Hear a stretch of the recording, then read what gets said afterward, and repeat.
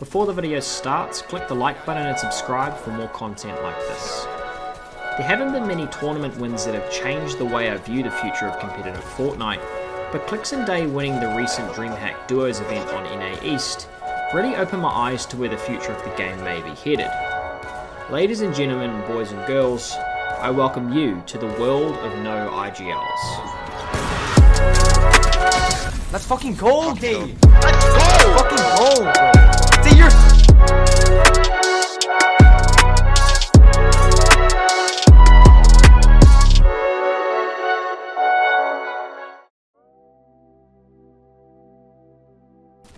In a video I'm going to release soon on Bucky, Canada and Macwood, I'll talk about how one of their biggest strengths is their god tier IGL, with Macwood's consistently insane results across multiple metas being hugely influenced by his huge head and top quality decision making.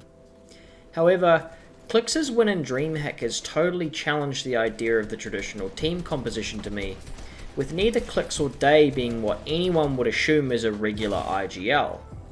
From what I could tell, CLIX took a majority of the IGLing duties, dictating the mid-game pathing, surge management, and most other tasks a genuine IGL would. The reason this is so game-breaking to me is because this might be the end of the IGL era. After playing the same game for 2 or more years with no changes to core mechanics, this is a transition that will happen eventually and one I'm actually surprised hasn't already started. Players like CLIX who aren't known as the big brain types by this time should have put enough time into the game to understand the pure fundamentals and reasons behind important decisions that won't change even as metas do. If players like CLIX, who are mechanically godlike, are able to play the part of an IGL to this level, it begs the question, when will it become a liability to have an IGL on your team who isn't up to par with mechanical demons like CLIX? Let's have a look at some of the reasons why this duo went so well over the 8 games in DreamHack Finals. I'm not gonna lie, it feels weird putting something together on the way CLIX decided to manage his and Day's Storm Surge, if you can call it management whatsoever. This is one of the points that I'm getting at with my previous spiel, as it was made obvious to me after watching a few of their VODs that the way these guys decided to get their Storm Surge was simply by box fighting someone in a relatively isolated scenario. They were lethal in doing this, taking out Booger and Jamper in Game 2, and consistently winning these fights against some of the best duos in the world comfortably. If CLIX is able to take a fight with another box fighting god in Day, and not only come out top, but come out on top and then not have to worry about Surge for the rest of the game at all, it makes me start to consider if fighting for Surge in isolated scenarios may actually be sneakily meta, if you know you are the better fighting team. These guys didn't just beat these teams, they dominated them, and when they had that Surge sorted, they could fully focus on their positioning and following zones, meaning that in theory, they could get to dead side every game without a worry.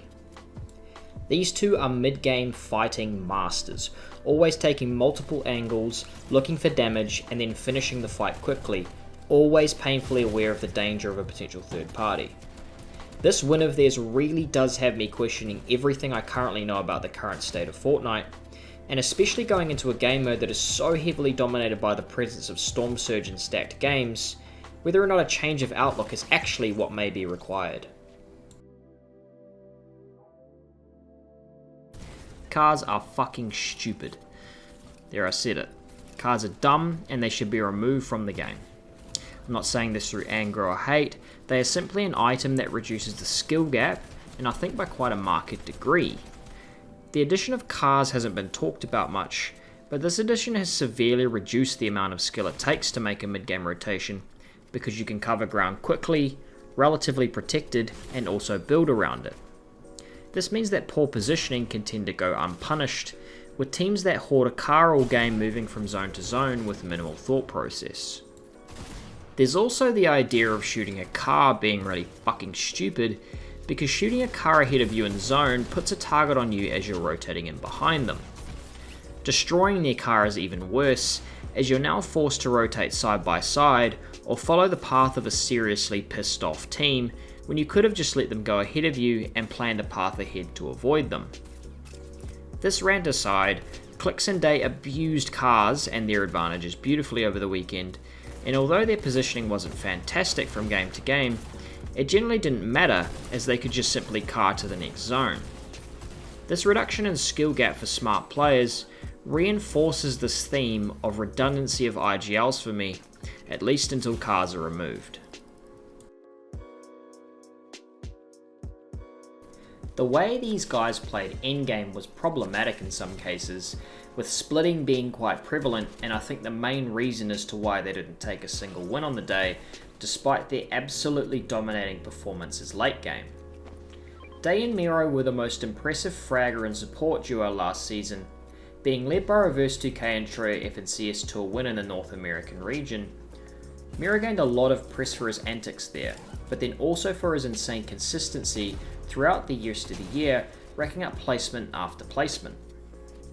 Miro's shine shouldn't take anything away from Day, however, as this tournament went on to prove. Day is an absolute demon late game, showing off his full potential to everyone watching who hadn't been introduced to him over his FNCS run. He runs on a combination of controller brain, controller aim, and controller confidence, and this is a seriously deadly mix to go up against for any opponent. When you add in CLIX's willingness to fight and a solidly safe tarp to look for picks out of, you had one hell of a duo in theory, one that again had me questioning the composition of a team leading into the future. If you can reliably get a team to endgame without a full thought process, teach them the basics of tarping and kill timing, then let them just play and go wild from there, what kind of team is possible to put together?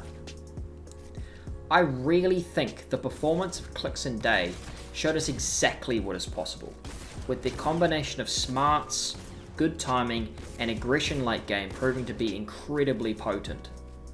The way CLIX looked to cut people off low ground late game, like Arkram is known for, was eye-opening, as play after play after play showed CLIX's game sense improvements culminating over 2+ years of gameplay.